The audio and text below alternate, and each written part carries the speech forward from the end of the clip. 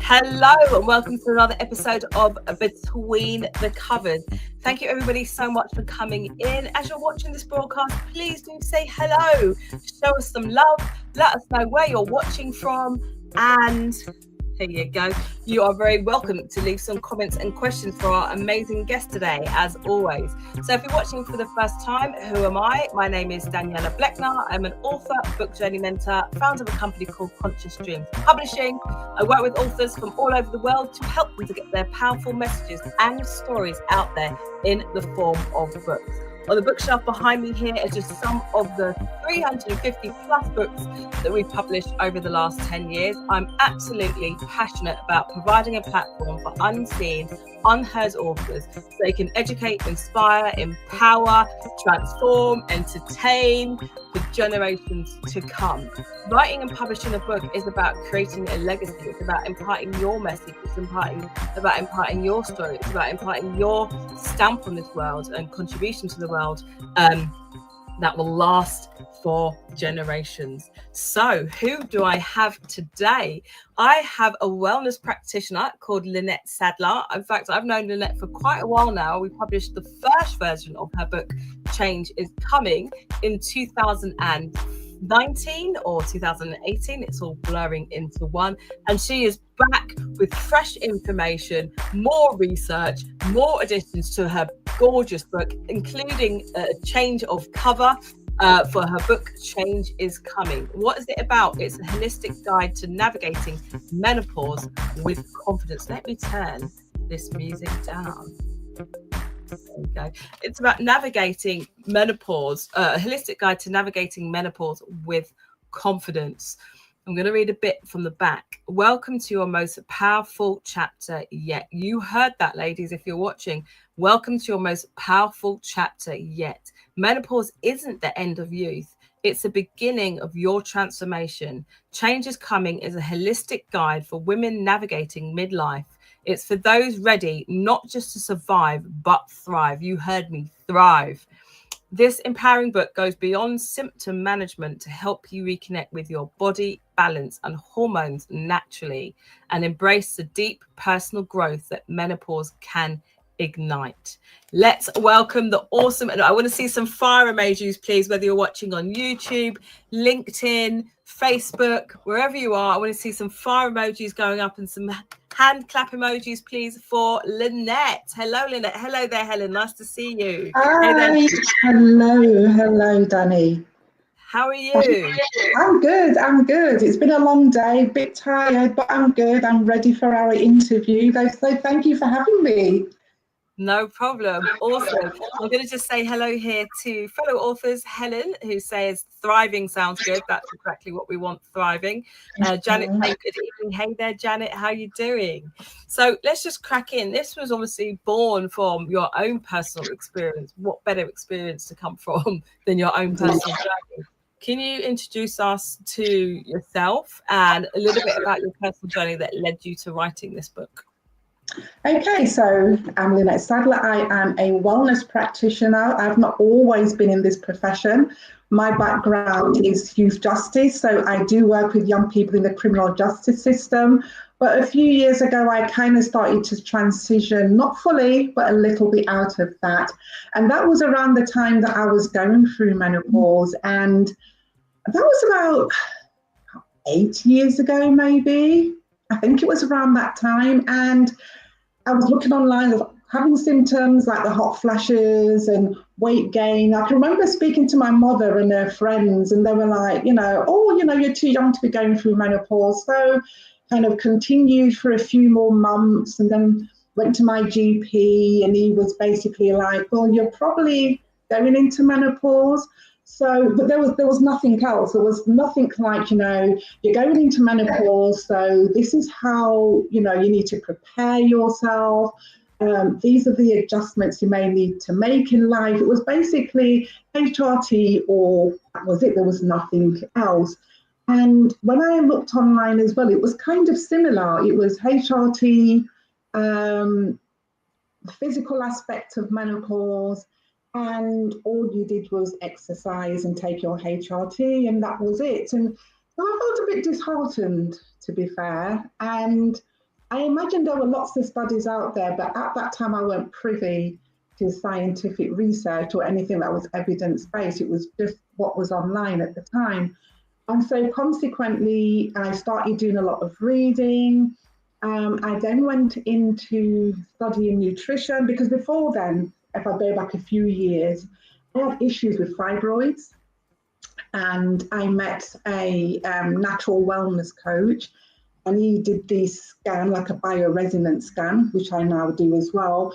And he says, oh, you've got like estrogen dominance, and these are some of the symptoms that comes with estrogen dominance, you know, the big tummy, because the fibroids, the restlessness, the irritability, the insomnia, all these things came with estrogen dominance. So I thought, well, okay, if I'm going through menopause, I started looking along those lines of herbs and supplements. And then I heard about like dandelion and black cohosh and those kind of things, and red clover and sage. And I thought, okay, maybe I can do this. Because I didn't want to take HRT because there was so much negative press around it. Things have changed so much, and I would never discourage anyone from taking it because there's so much new information. Things have, you know, lots more research, lots more studies, lots more tests and whatever they do in the lab. So, but at that time, there was so much negativity around it. And I really was kind of going into a kind of natural way of living at that time. So I was starting to cut back on meats, and because that was the advice I was given with the fibroids. Cut back on the meats a bit, cut back on the processed foods, eat more natural foods. So I thought, well, let me go back down that route again. So that's basically why I started looking more into nutrition and ended up studying it as a natural chef, a raw nutritionist. So I did those kind of studies. And that really became the foundation of the book because I wanted to give women alternatives. Yeah. I mean, I've got a lot to say about some of the way things are treated. So Janet's saying they always want HRT. So I want to pick up on that. Do you feel, I mean, there's two questions here. Do you feel that there's enough information given? And also what I love about your book and where I come from, and certainly in terms of my family, you know, do you feel that sort of general doctors treat women holistically and individually, or do you feel like they kind of give a blanket solution which deals with the symptoms, not actually the individual as a whole? I think if anything, it's more blanket. It's usually, you know, if you're going through menopause, this is HRT, this is a dose that we start people on, and basically you figure it out as you go along. If you're experiencing any adverse symptoms, you go back, they will adjust it, but it's never individually to start out. Things have changed, obviously, nowadays, and a lot more is done on a more tailor-made basis in terms of HRT, but it's not an area that I've really kind of done a lot of reading about because I've kind of veered more towards the new natural remedies route. But yeah, things are changing. That's why I mentioned earlier, I wouldn't discourage anyone from trying it. And I think it's really about speaking to your GP. But there's also, although, you know, I think Janet mentioned they always, like, you know, want to give people HRT. There are some GPs that won't give you HRT. They would probably just tell you, just, you know, this is where you're at, this is the stage in the life that you're at, so just get on with it. You know, it's not a disease, it's not a medical issue. It's a natural process like puberty, you go through menopause, so, you know, you just get on with it. And it's a bit unfair because if a man was to go and say I'm having issues, you know, with intimacy, they'll quickly dole out, you know, what's it that they give to men now? Viagra, yeah. They'll probably quickly dole out the Viagra and say, off you go, you know, and pick up a 20-something. Sorry, man. But with a woman, it's usually like, no, you go and kick back now. You know, you've had your time, you've had your family.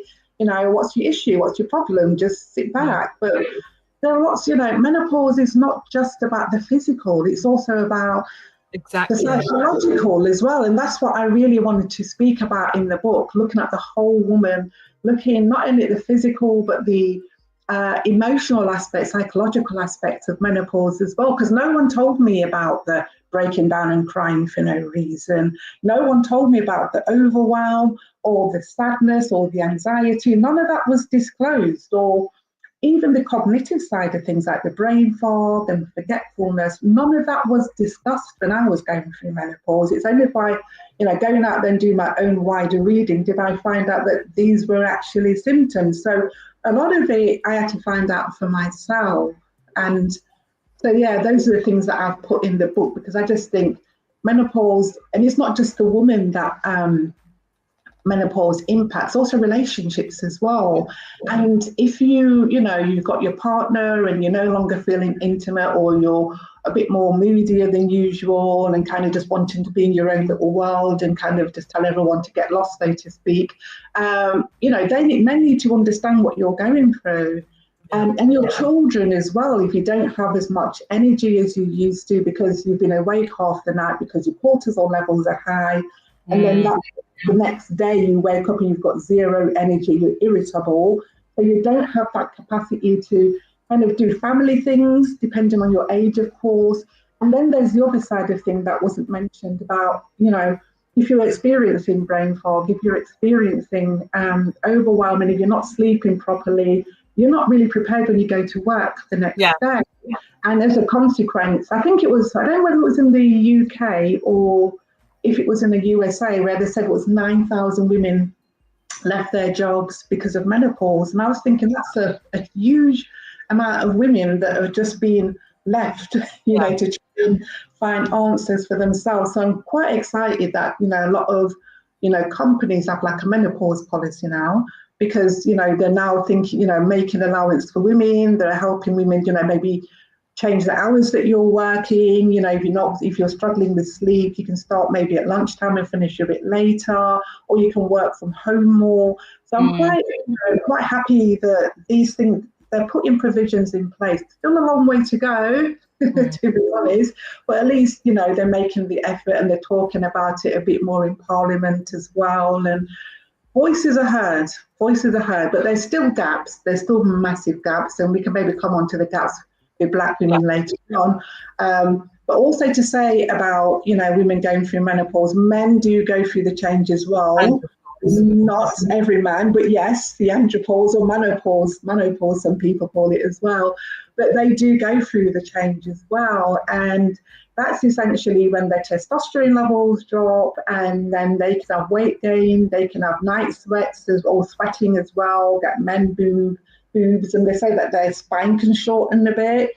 So, so I knew nothing about that. But when I wrote my first book and I was doing some reading about it, I can remember going on the tube, reading the Metro, and it was a doctor that had put an article in, a very small article, and I thought, I wonder how many people's actually seeing this. So that kind of, piqued my interest. So off I went online and started doing some reading. There wasn't a lot there, but the good thing about it is that they're starting to talk about it. And I'm sure I saw an advert on YouTube the other day for testo something another. I can't remember the rest of the word, but it was like testosterone for men. I thought, wonderful, there's actually something there. So that's a start, I imagine. And it's bringing that conversation out there as well, which was being silent, even more silent than menopause. So that's bringing that conversation to the table. Yeah. Great. I think this is why books like yours and conversations like this are so important. And the idea of normalizing it, because it is normal. Women have gone through the menopause, men have gone through the andropause since the dawn of man or woman. That's right. So it's something that really needs to be taken into consideration. And I do believe anyway that sort of standard 9 to 5 way of working is just not natural and normal anyway for the normal cycles, especially for women. Get up 7 o'clock, whatever the time, go to work, do this to this time. It's not in tune with who we naturally are. I'm speaking for myself. And I also want to just throw a disclaimer out there. Yes, Lynette is a wellness practitioner. She's full of advice, but this is never, as you said, if you want to seek professional advice from your GP, this is not in place of that. Okay. Yes, that's correct. Janet says, yes, emotional is not talked about. Exactly. Helen says, I keep telling colleagues about my hot flashes, trying to normalize it. Excellent. Yes, partners need to be, Janet says, yes, partners need to be on board and understand. I left the previous partner because he didn't want to understand, so I left him. Happy now with this wonderful man. Fantastic. Oh, And excellent. that support is so important, isn't it, Lynette? 100%, and that's why I think it's really important that we're actually talking about it a lot more and trying to engage men in conversation, because sometimes I go to the Menopause Cafe. They've got them dotted around London, and they always invite men and children to come and just hear women's experience and share how they're dealing with it as well, because you know, if you're used to a loving romantic partner and all of a sudden she's kind of pushing you away, you're not quite sure why, you're thinking it's you, it's useful for them to understand the symptoms that women are experiencing, particularly as divorce rates quite high around the time of menopause. And men cite, lack of intimacy, and women cite that they just want to get on and do their own thing. Yeah. So I just think it's just useful. Women not feeling supported is a huge thing as well. Yeah, because I was just thinking that, because it's just something that we're now talking about menopause, and like I mentioned before, it was like taboo. It was shrouded in secrecy. No one really wanted to talk about it. It was just something that you just got on with it, and that was it. But I think our generation's a bit different. We're very much into taking responsibility for our health, and not just, going to a GP and they give you a pill and you walk away. We're very much wanting to be in control of our health and our well-being. So I think that's why there's a lot of talk about it. And I think also our generation, to be quite fair, I think we're a little bit more adventurous and we want to live a full life. If I think of my parents, they're happy, to sit back and, watch TV of an evening with a glass of sherry or a cuppa or a whiskey toddy. And all that. That's fine. That's fine. But I think our generation's a bit different. We want to do more. We want to be out there. And if we're going to, and if menopause is going to slow you down with fatigue or insomnia and it's going to interfere with your day-to-day activities, then we want answers, and we're not prepared to just sit back and put up. And if our GPs are not going to help us, then there's other people that will, like wellness coaches and natural, health coaches and so forth. So much out there on the internet.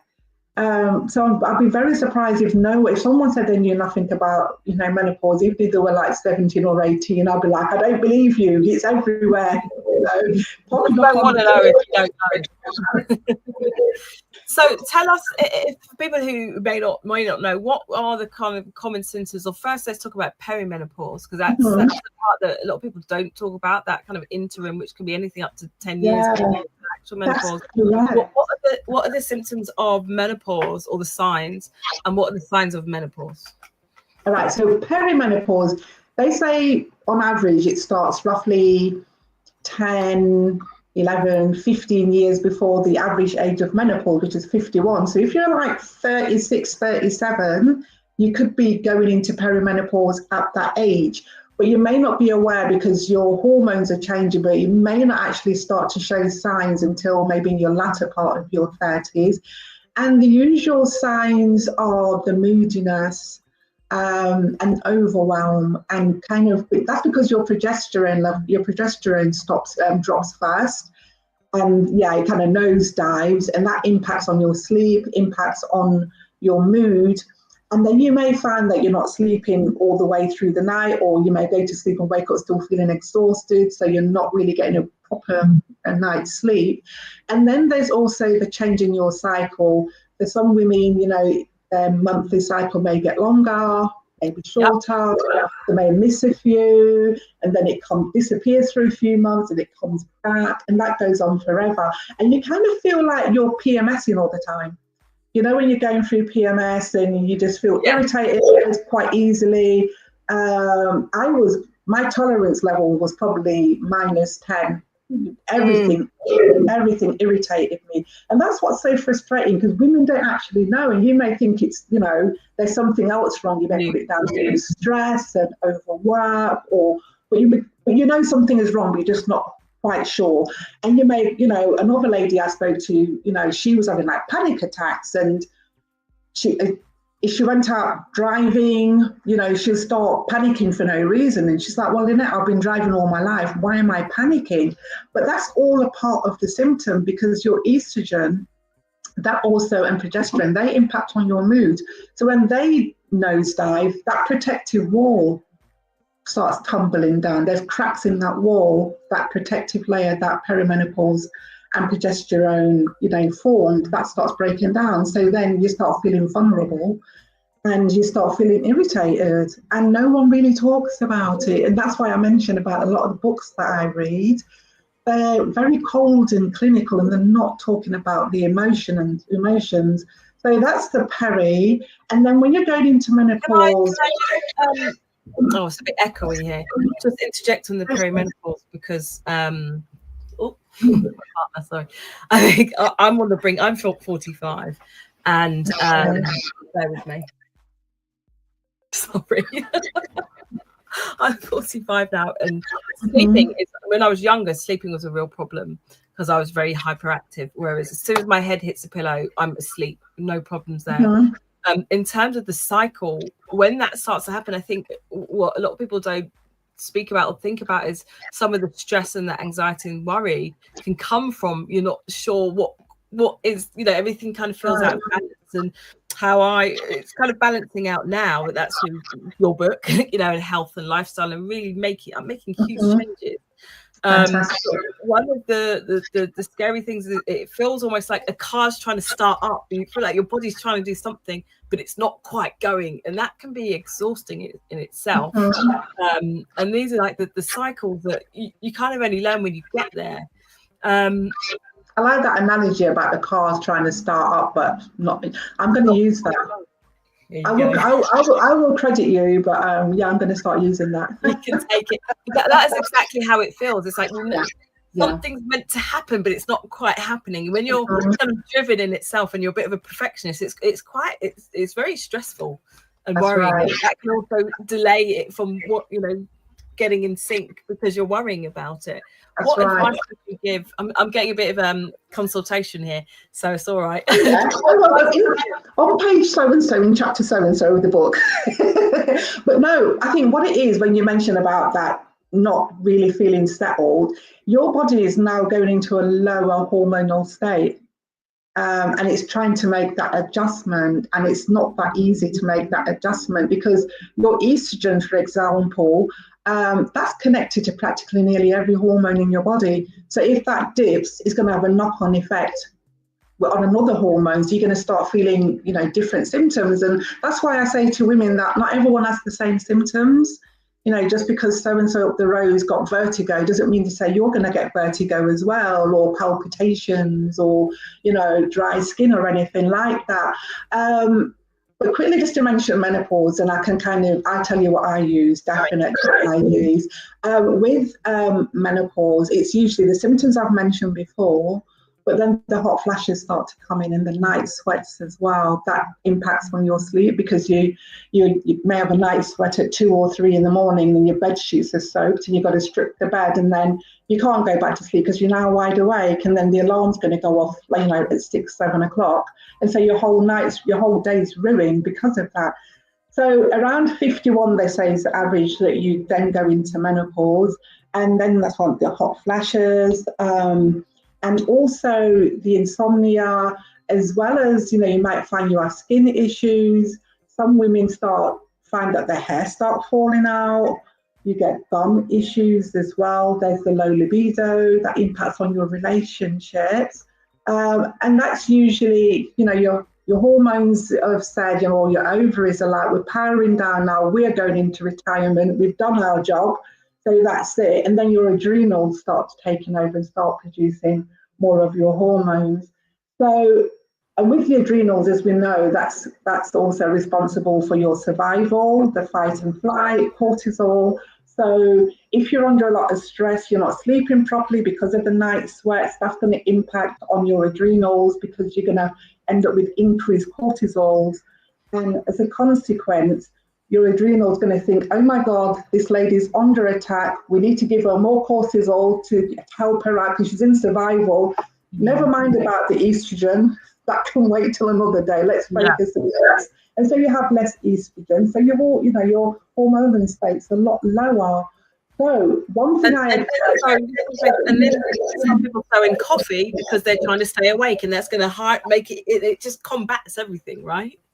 That is so right. Yeah, because they do say to take coffee, basically. And also what you find as well when you're not sleeping properly, you snack more.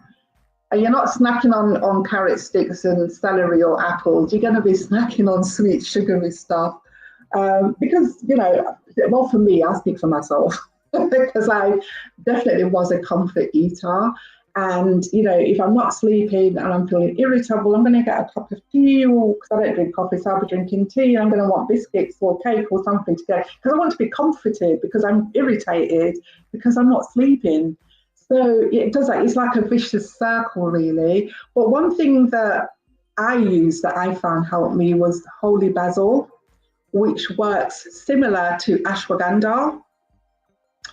Yeah, lots of people talk about ashwagandha, and it's a really good herb. I prefer holy basil because I like the taste, and it is something that helps you with your sleep. And that's correct, yeah, it helps you with your sleep. And it also helps you to kind of unwind, and it lowers cortisol as well. We know cortisol is responsible for that tummy fat, makes it harder for you to lose weight. So holy basil is really useful for that, and that's what I use occasionally, and it's really worked for me. Ashwagandha is really good, but not for long-term use, because there was, when was it? I think it was February this year, there was an article in the National Geographic newsletter about the impact on your liver. So they were basically saying that you can't really take ashwagandha for too long. So I kind of encourage after 6 months, take 6 months off and then go back to it. I never encourage anyone to take any supplements or herbs for a long period. Try and get the most of it out of your foods. That's going to help. Bananas and plantains are good for the nervous system. So if you enjoy it, do you like that? Yeah. Yeah. They call Costa Rica that happy island because they live on plantains. You can Google that; it will tell you. That, oh, well, okay. I'm doing something right then. Yeah, I think it's I believe it's B6 or B5 is packed with, and B6 and B5 is good for your nervous system. So so they call it the happy island. Yeah. That's brilliant. And all this information you're giving, it's honestly, it's so key. And it's just, like I say, GPs, they do their job and they offer, I'd never knock GPs, but it's like an additional layer of things that is so helpful to women, and men in terms of lifestyle. Right, we've got quite a lot of comments. I'm just going to go through these. Okay. So Janet says, I used to feel like I was having an out-of-body experience. Yeah. Kay here said, at the height of my perimenopause, driving became a nightmare. I'd park in a car park and then not be able to find my car, or I couldn't find my car, but then I could find my car and then not exit, stuck in there for hours. Wow. And that's where the forgetfulness comes in, because that's one of the symptoms as well, where you easily forget stuff. I used to do that all the time. I put something down there and I'd go back and it's not there.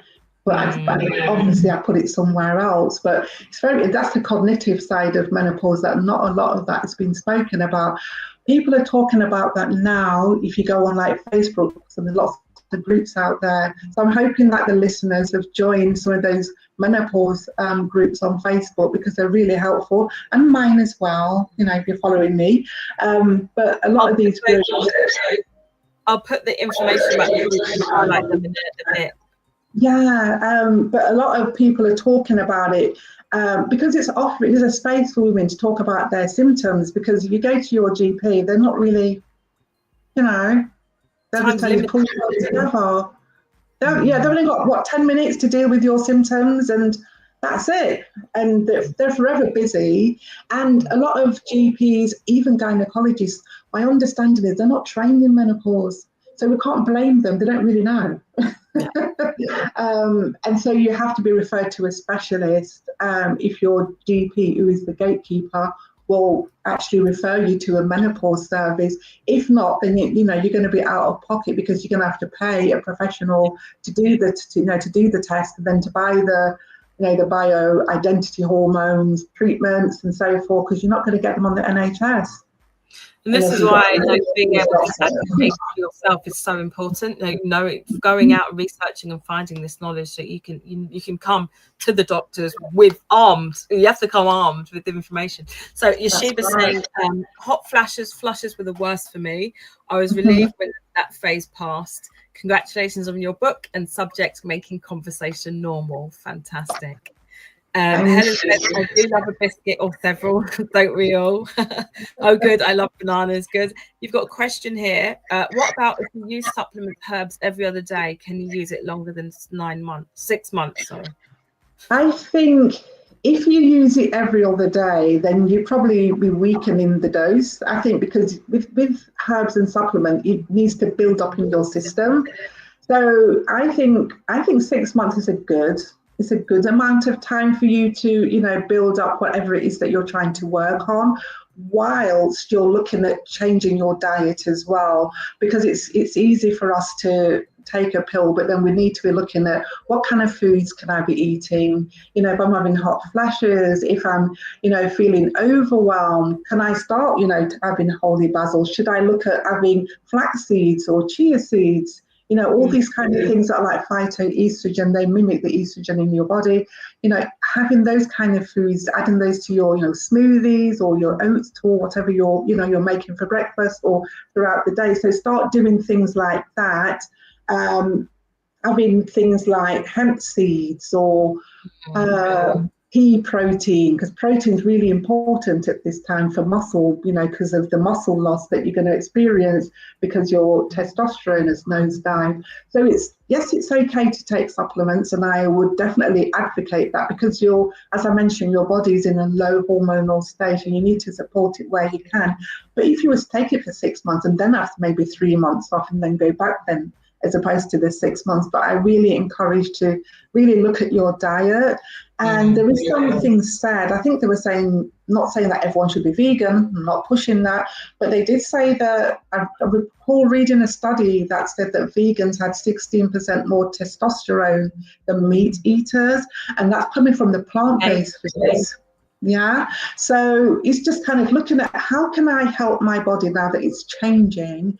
And I was reading something about surgical menopause the other day, and they were talking about women who can't take HRT, and they were encouraging more of a plant-based diet, not cutting out meat altogether if you're a meat eater, but pushing more of the plant-based for the fiber, for the micronutrients and so on, because your body needs that now. So it's really looking at changing how you eat, basically. Every so often, I have a raw food month. So I don't know if you've seen some of my challenges I do. I try and wheel people in because I need someone to support me. Because, but yeah, just doing a raw food challenge, maybe just staying raw for 7 days and flooding your body with nutrients, juices, smoothies, salads, just pumping that into your body. That's really going to help with your symptoms. And if you're having hot flashes, having cooling foods like cucumber and celery juice maybe, or eating watermelons everywhere, in the summer. So having some cooling foods, that's really going to help to regulate you a little bit, your body temperature or thermostat. So yeah. That's brilliant. Honestly, someone's just said more than a book, this is a consultation. So true. Honestly, it's so insightful. And I want to kind of move on to diet here a bit. So Janet says, I've totally changed my diet and seen an improvement. She says she's vegan now. Faye says, hi. Hey, Faye.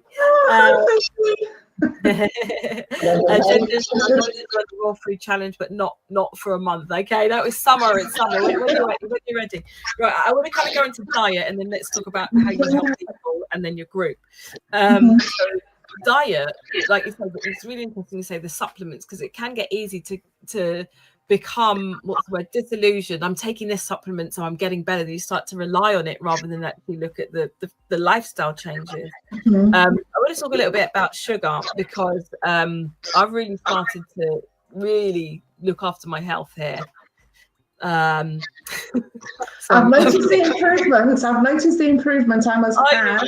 I've noticed the change in your face since you mentioned that you've cut out sugar. There's definitely an improvement. Yes, I was going to go on to that. So, Saturday. I've cut out sugar I've done the best part of 30 days. And excellent. Share a little bit. I do like to eat, but I don't really eat lots of sugary things. But I did realise I can kind of be working at home, so I get up at 7 o'clock, and I can get so immersed in my work that it can get to like 5 o'clock when my partner comes home, and I realise I haven't eaten. But then I'm thinking, why haven't I lost any weight? Because I'm not, But then I realised when I was starting the sugar diet, I rely on, I get up in the morning, I have a coffee with some sugar, and that just keeps me in the zone. And since I cut that out and started eating more protein and even fats, I feel so much better. I feel clearer. I've lost the belly. Oh, God. So what role does sugar play in terms of hormones and diet and how you feel and lifestyle? I'd love to know more. Yeah, sugar. What do they call sugar? The pleasure foods, because that kind of connects with that serotonin and your dopamine levels, doesn't it? So when we eat those foods, it kind of triggers that feel good hormone. And I'm the same. I eat a lot of I do. I shouldn't be saying this on live. You can edit that bit out. Edit that bit out. Replay. But I can have it. I have got a sweet tooth. But it will actually impact on your weight, definitely, when you eat a lot of sugar, because it's all the sugar is going to be ultra processed food, isn't it? And most of the natural fruits, they're not really, really sweet, not in this country, unless it's those, like, I call them artificial grapes. They've got no seeds in them, or the strawberries. I'm sure they pour loads of sugars on them. But no, sugar is something that can also impact on your cortisol level as well. And that can also impact on your insulin levels, and that's where the diabetes comes in as well, if you're not careful, because the sugar affects your pancreas. So they say every time you eat something, your insulin level goes up, but when you're having sweets, it goes up even more. And there is something like the metabolic syndrome that women can experience, and it's hypertension, high triglycerides, which is to do with the cholesterol. And then also, hypertension, high cholesterol, and also high blood sugar levels as well. And that's where you can struggle to lose weight, because your body goes onto that visceral fat. That's what happens, basically. So, sugar, I'm not saying it's a no-no, but I think it's something that you've got to be careful about, because, like for me, years ago, I used to always have a nice cup of tea in the morning, and then I'll have a croissant for breakfast, with jam in there or something, or a chocolate, sprinkle on it, whatever. I have that.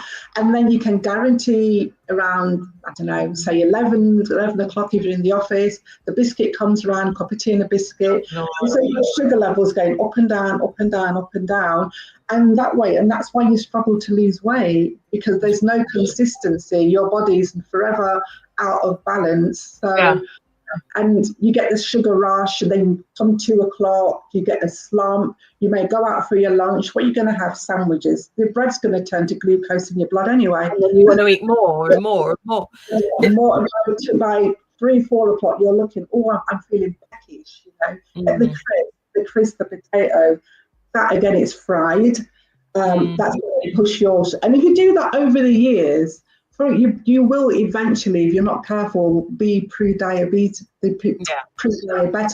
And I've got quite a few friends who have diabetes now. 100%. And unfortunately, younger ones as well, younger kids as well are getting diabetes. It's huge. It's huge, especially in our community.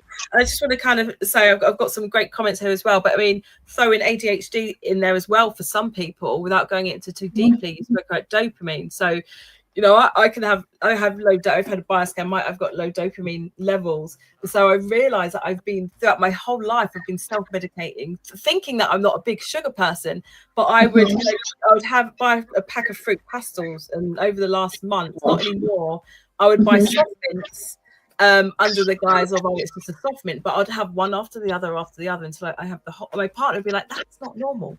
But it's like you're trying to regulate yourself without realizing that's what you're doing, and actually causing trouble. So it is those real lifestyle changes, right?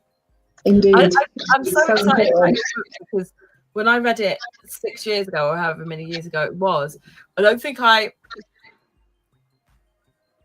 looking at it with a fresh pair of eyes, because I'm going, you know, I'm learning so much more and going through it all. It's so valuable. Can you tell us, I'm going to read some comments, and then it'd be great to hear how you work with people, in terms of like a huge consultation right now. Jen saying, I'd love to go on the walking track. We had that one, brilliant. Faye says, Lynette is a great lady. I'm very thankful for her insights and vision coaching I had with her also. Tell us a bit about your vision coaching. Okay, that's something that I did quite a while back. So since then, I've kind of transitioned more into nutrition and mindset more so. But the visioning coaching was basically trying to get you to create a vision for your future.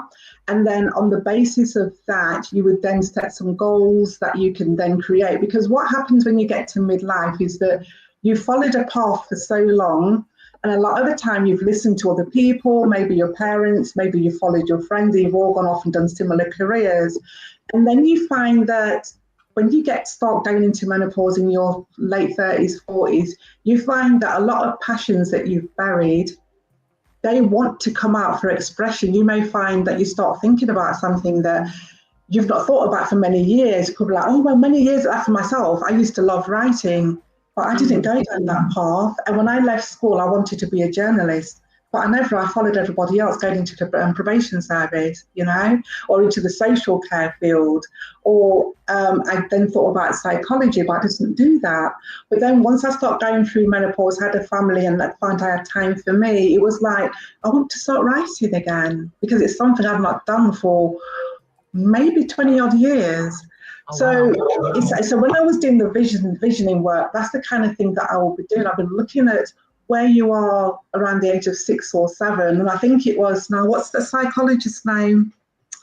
Carl Jung. I think it was Carl Jung that talks about when you're around the age of 6 or 7, whatever it is that you were passionate about before life got in the way, and school kind of overtook everything. Whatever you're passionate about, that was your purpose on the earth. That's what you were here to do, basically. So that's what the visioning was. It was taking you back to around that age and find out what was it that you enjoyed a lot. I loved writing, more novels, to be fair. And that's why I started it again. And so the work that I did with Faye and quite a few other was around visioning and trying to get you to connect back to your purpose, so to speak. So that's how that was. Yeah. At the top of your blurb here, it's welcome to your most powerful chapter yet. And I think that people often think about menopause, obviously, that, you know, the symptoms you've described are obviously not things that I'm personally looking forward to. I hope I don't have those night terrors or sweats or insomnia. I've only just started to be able to sleep in my 30s and 40s. But what I find really empowering about what you're talking about is this being your most powerful chapter yet. So can you tell us a bit more about that? Oh, yes, of course. So what I tend to find with a lot of women that I speak to is that adjustment, because menopause is a new reality.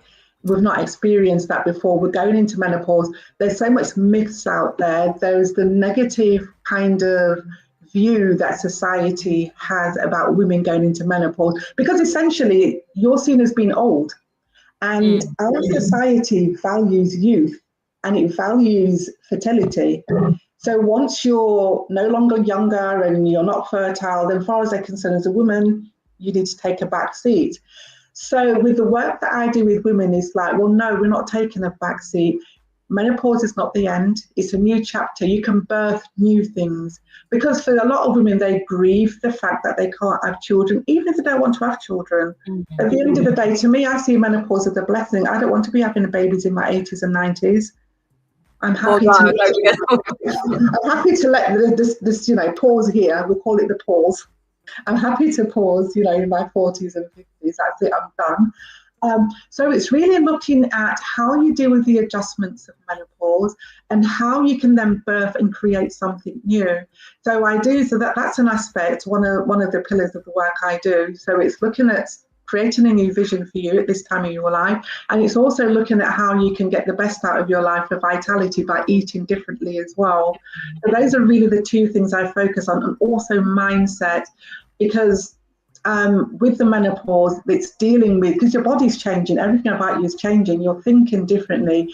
And a lot of women struggle with that because they're not, they're not as energized as they used to be. They're, without being too graphic, as I mentioned, the body's changing, things aren't as perky as they used to be. And then the tummy, putting weight on in all the wrong places. Some women lose hair, grow hair in the wrong places. I see some women, and I always think with chin hair, I'm thinking excess estrogen. Sometimes I'm on the bus and I want to tap them on the shoulder because, by the way, I thought I can't do that. Those intrusive thoughts win.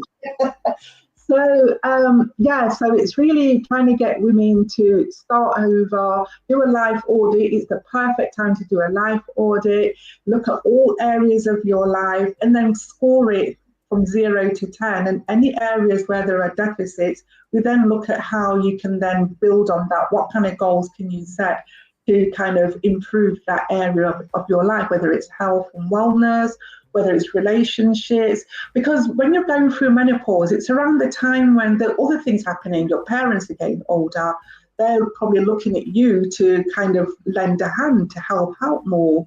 You're then worried about saving for your pension. And will you have to work until you're 90? Because every year or every few years they keep changing the pension age. I think it's 66 now, they want it to be 67. So it's making sure that you've got money for that. And then there's probably, if there's issues in your relationship, some women actually fall out of love with their partners after the children have grown up. They're thinking, well, we've got nothing in common anymore, so I'm off. So it's really kind of creating a new path for women and just supporting them along the journey, because it is a new reality. And with that comes a lot of different emotions, and also things that you've kind of repressed for years, anger, disappointment, giving up on things just to please other people. That comes up for expression, like I mentioned earlier. Your walls come down now, it's tumbled down. You haven't got your safeguard of the menopause and estrogen and progesterone.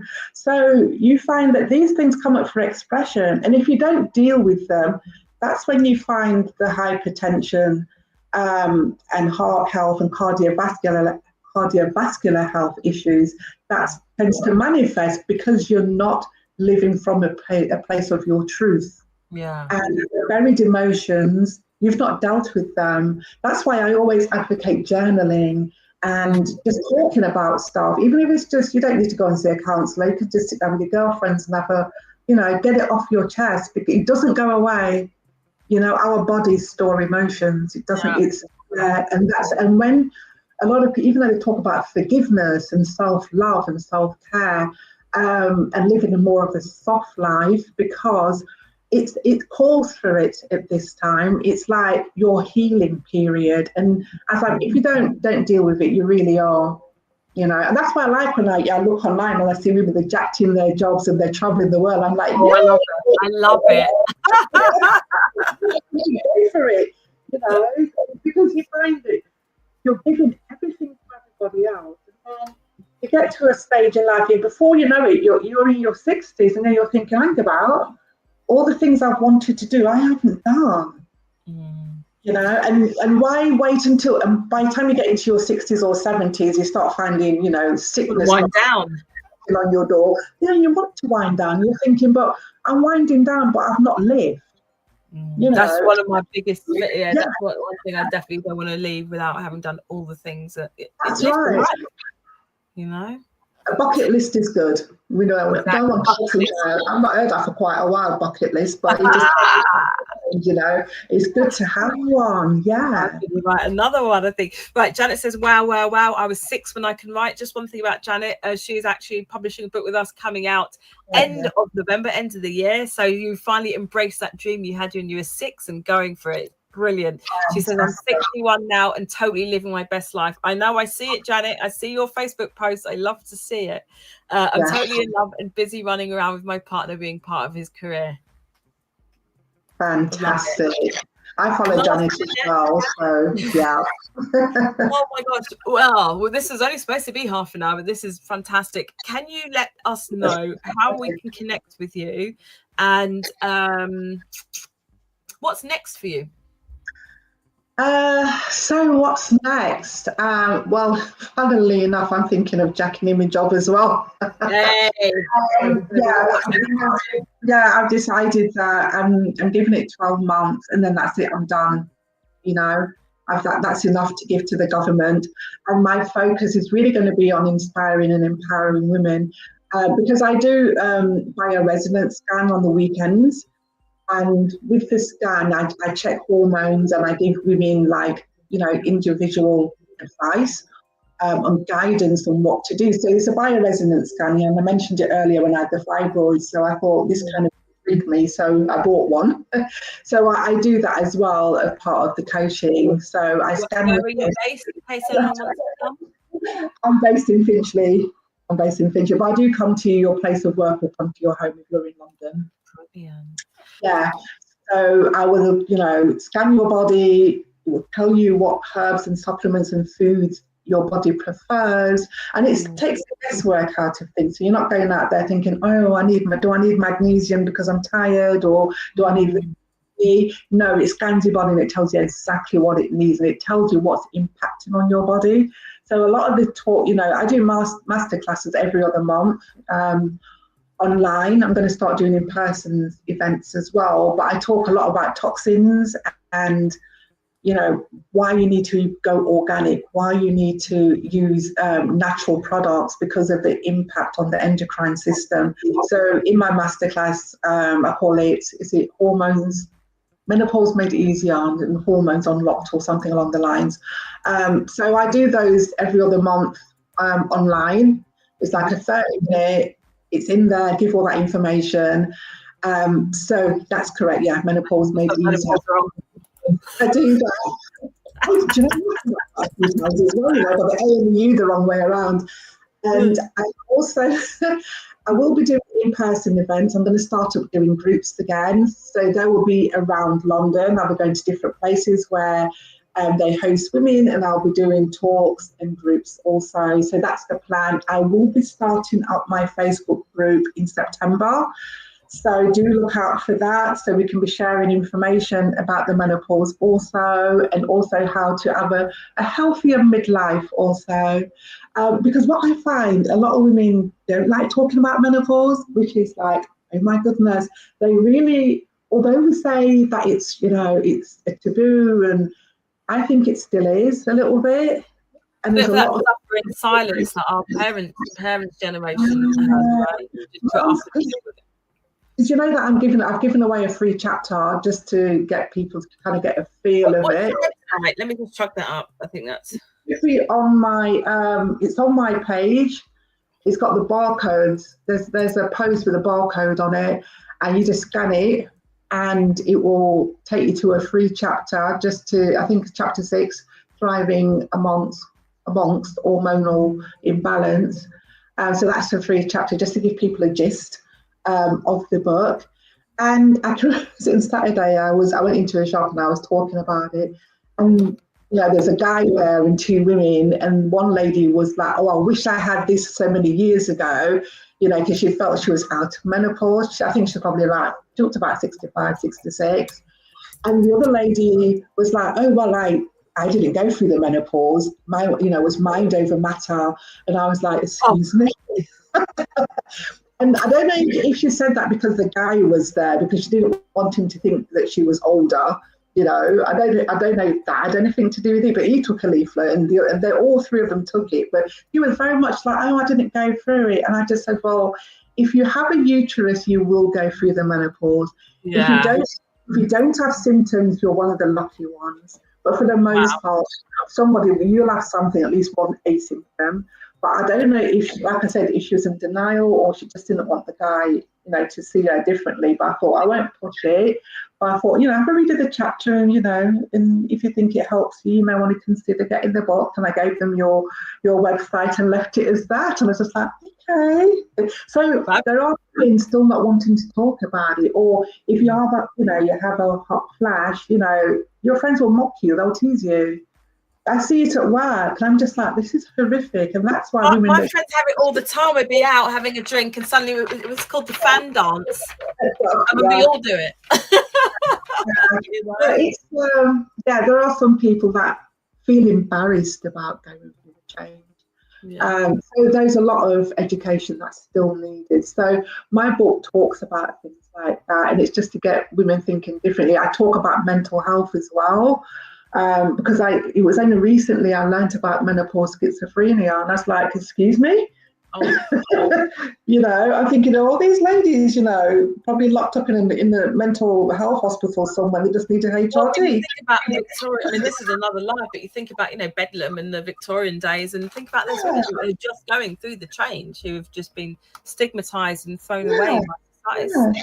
Because I think, and I do talk about it in the book, because I think they were saying over the age of 45, they never used to diagnose women with schizophrenia, but they are now. The study that was done in London, University in London, and they're basically saying that the medication for the schizophrenia was to do with dopamine and serotonin. And I thought, hang about, we could boost that with the food.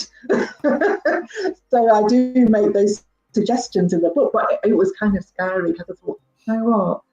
You could be taking medication, anxiety medication, and all you needed was to get some Brazil nuts or something, add those to your diet, and some other things as well, and exercise and so forth. But yeah, so those are the kind of things I talk about in my coaching. It's very holistic, and it's kind of led by the women, and it's kind of strength based as well. So those are kind of the focus. So anyone wants to contact me, they can contact me through Instagram. I forgot to put my link tree on there where they could book a free consultation. I don't know if you can access it. Yeah. So my link tree is on my social media. If you're following me on social media, you can book a free consultation, and I can tell you a bit more about the support, the holistic support I could offer at this time. So there are a multitude of ways you can contact. I'm multitasking here. You can contact Lynette. I've just found your link tree right here. She is on Facebook if you're watching on Facebook under Lynette Sadler. Also on Instagram under Lynette Rose. Is it? And Lynette Rose underscore UK is here. So www.linktree/Lynette Rose -UK. If you're watching, you can just connect with Lynette up there if it's Facebook, down there if it's YouTube. You can also buy a copy of her book, from a signed copy of the book from the Conscious Dreams bookshop. That is the link. The link's are also up there or down there. You can get it from all good retailers as well. So Janet is saying, well done to you. Loving this, learning so much. I've made notes. Please do connect with Janet if you're watching. To connect with Lynette if you're watching. Lee's come on, yay, said really inspiring. I was thinking about my bucket list for quite some time. So hopefully this will, how can it not? This would have inspired not only you with so much knowledge, whether or not you're going through the peri or menopause. It could be you've got someone in your circle that is going through it that you can support to help them to help to understand on a deeper level. But also the advice we've given today, will help people think about how to live and take back control or reclaim their power in terms of lifestyle, which is everything. Lifestyle and diet. And yeah, brilliant. It's been fantastic speaking with you. I could speak with you all day.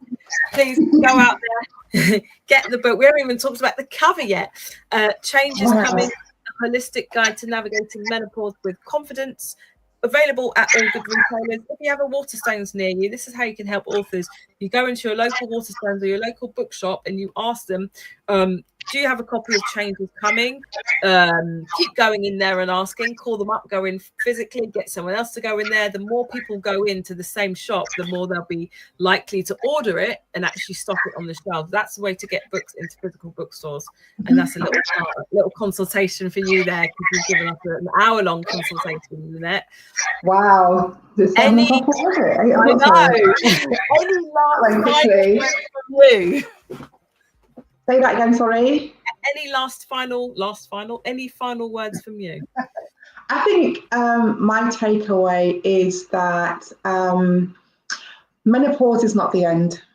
It's a new beginning. It is your most powerful chapter yet, and you can make it that way, and you don't have to do it alone. I think that's what I want women to take away. You don't have to do it alone. Nutrition is key, always. Thank always. You. Yeah. Thank you so much. Please join us. Lynette is my penultimate interview this side of summer. I'm going to be taking quite the longest break I've ever had from my business for 10 years. I'll be back on the 15th. Well, no. After the final interview, which will be with 12-year-old Sarah Keto, who's written her 5th book, Lindsay and the Blue Fox 2. I'll be speaking with her next Thursday, 7 p.m. GMT, 2 p.m. EST.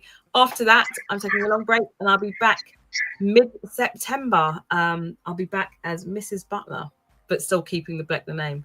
So,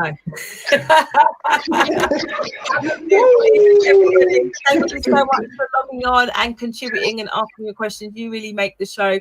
Lynette, you've been amazing. Thank you so much. Bye, everyone. Lynette, stay on.